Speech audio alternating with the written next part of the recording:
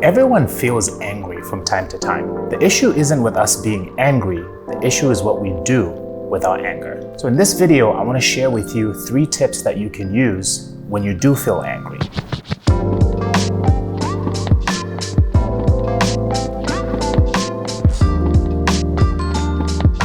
The first thing that we need to think about, first of all, is what causes us to get angry. Like, we have to ask ourselves, what is it that's driving our anger? And so once we know what's driving our anger, we can start to add the tips that I'm going to share with you as you walk through this really challenging situation where your emotions are essentially heightened and you're wanting to react. Most of us, when we're angry, the first thing we want to do is to react, whether it's to protect ourselves, whether it's to lash out. But what we have to ask ourselves is this most important question. What is the anger telling me about where I am right now? See, I have no problem with people's emotions. I think emotions are wonderful. I'm a psychologist, so we talk a lot about emotions, and I have no problem with them. Here's my issue with anger. When we don't look inward first, then what we're failing to really do is to read why we're angry in that moment. I always want to know what the source of my anger is, and I also want to know why it's driving me to make certain types of decisions. Emotions are a wonderful thing. They're the reasons why we love our children, our friends, and the people that we enjoy spending time with.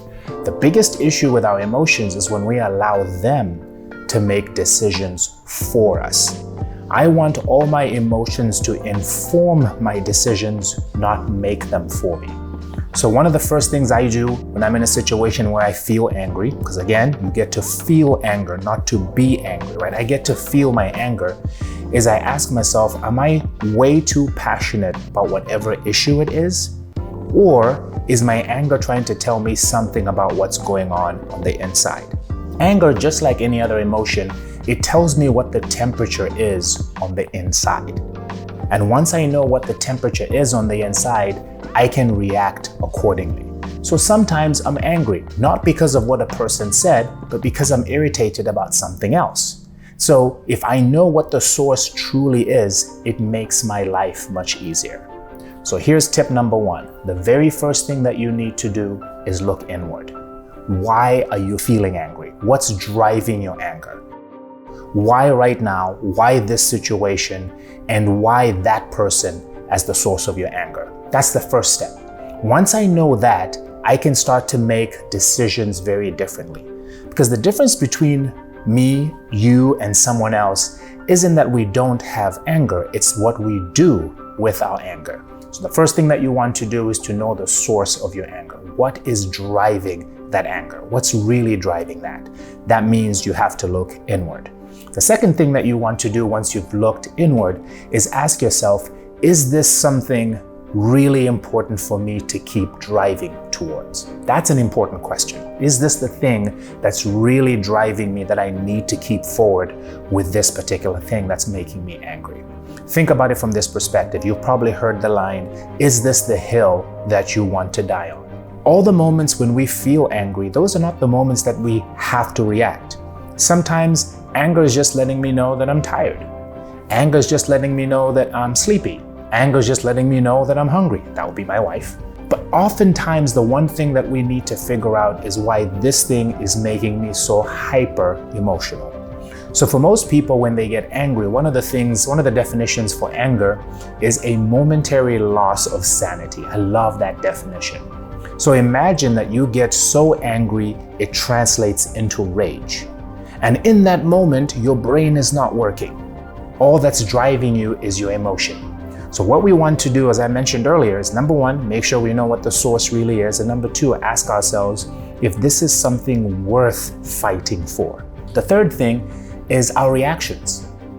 I have to ask myself, is this the type of situation where I need to go nuclear?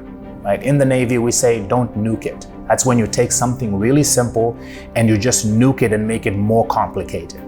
It's already difficult enough when we're emotional, whether that's anger or sadness or any other emotion, that we compound that by making things worse, by taking things to an even higher level.